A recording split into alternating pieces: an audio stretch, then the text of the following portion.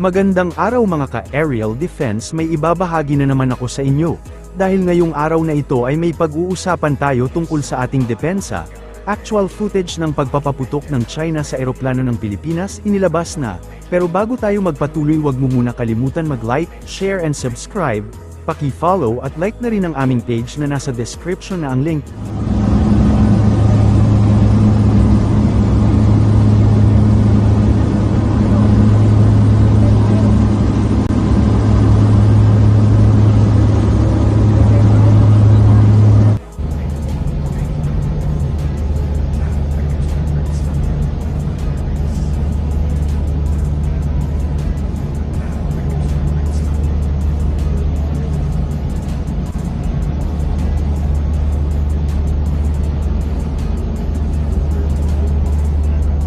Kinundi na ni Armed Forces of the Philippines Chief General Romeo Bronner Jr.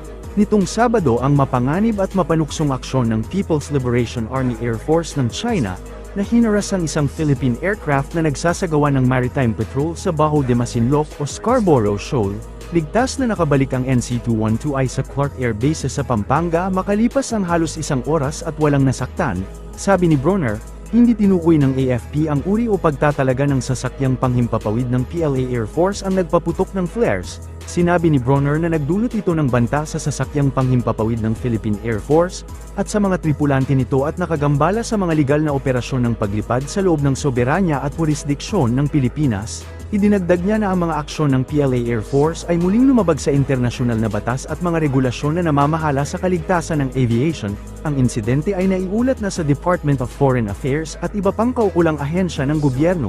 Sa gitna ng maraming harassment na nararanasan ng mga Pilipino sa West Philippine Sea, nagkasundo ang Pilipinas at China sa isang Provisional Arrangement in Rotation and Reprovisioning Mission sa BRP Sierra Madre sa Ayungin Shoal noong Hulyo. Makikita natin kung gaano kagarapal ang China at hindi sumusunod sa mga pinagkasunduan. Tanging ang China ang pinag-uugatan ng gulo at problema sa West Philippine Sea at buong South China Sea. Habang nagsanib puwersa ang Philippine Air Force kasama ang United States Pacific Air Force para sa isang bilateral integration exercise na binansagan na Iron Blade exercise sa Pampanga at Cebu, ayon kay Philippine Air Force spokesperson Colonel Consuelo Castillo. Kasama sa naturang pagsasanay ang dalawang FA-50 fighter aircraft mula sa Philippine Air Force, dalawang US Air Force F-22 Raptor fighter aircraft at isang US Air Force C-130 Hercules transport aircraft.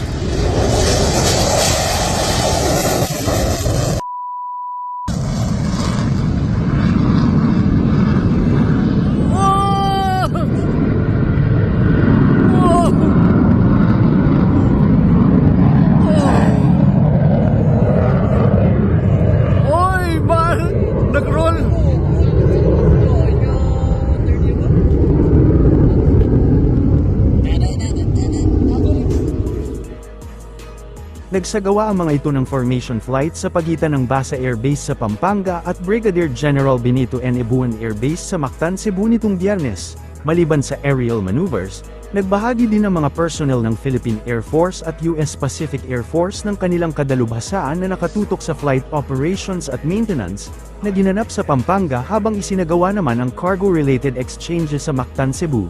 Ang Iron Blade exercise ay bahagi ng redeployment activities ng US Pacific Air Force at isa ang Pilipinas sa kanilang stopover points bago tumungo sa Kadena Air Base sa Japan.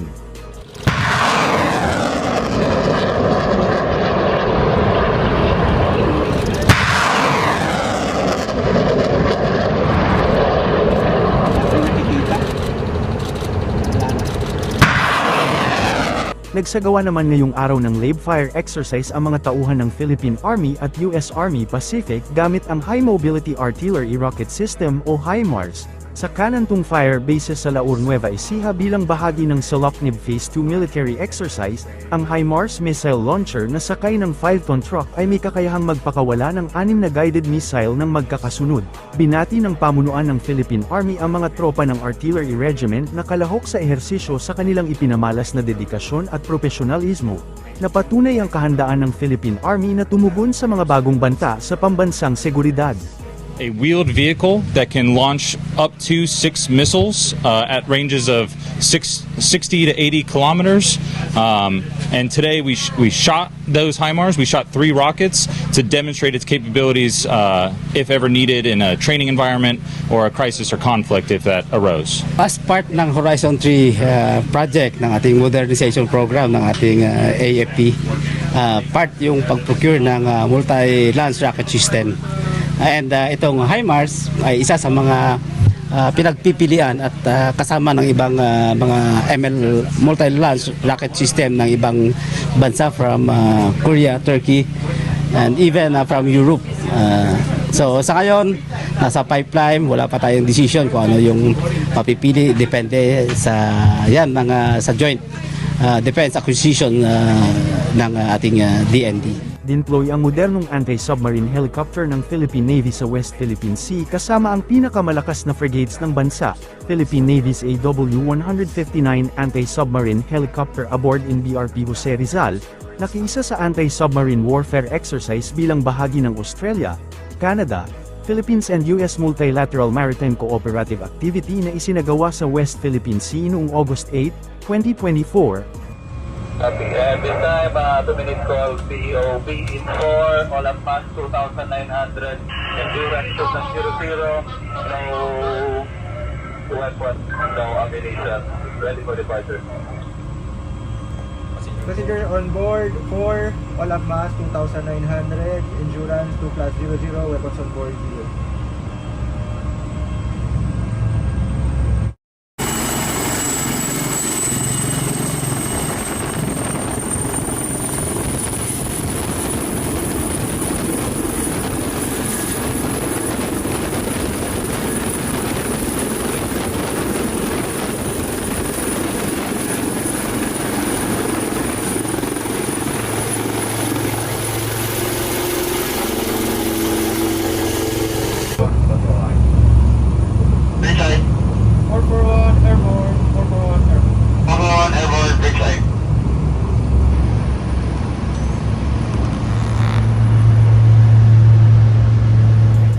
Tatlong barkong pandigma naman ng China ang namonitor sa pinagsamang petrolya ng bansa noong Miyerkules kasama ang United States, Canada, at Australia sa West Philippine Sea.